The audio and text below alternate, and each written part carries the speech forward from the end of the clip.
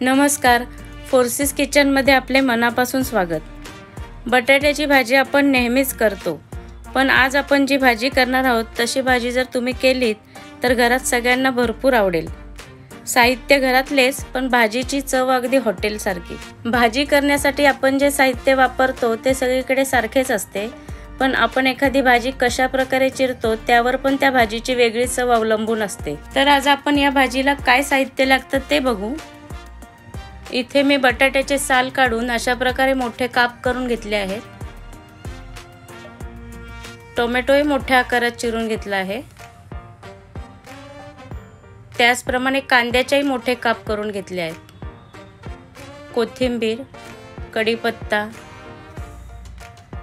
मोहरी, हळद, लाल मिरची पावडर, धने पावडर आणि मीठ।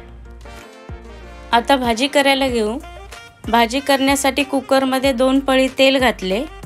तेल चांगले गरम झाले, आता मोहरी घातली। मोहरी चांगली तडतडली, आता कढीपत्ता घालावा। नंतर कांदा घालून छान परतून घ्यावे।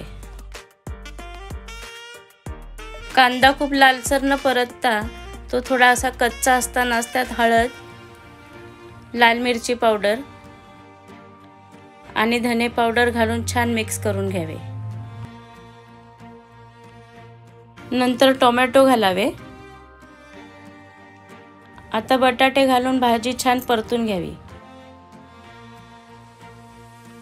भाजी चांगली परतली, आता चवीप्रमाणे मीठ घालावे आणि अर्धा ग्लास पाणी टाकावे।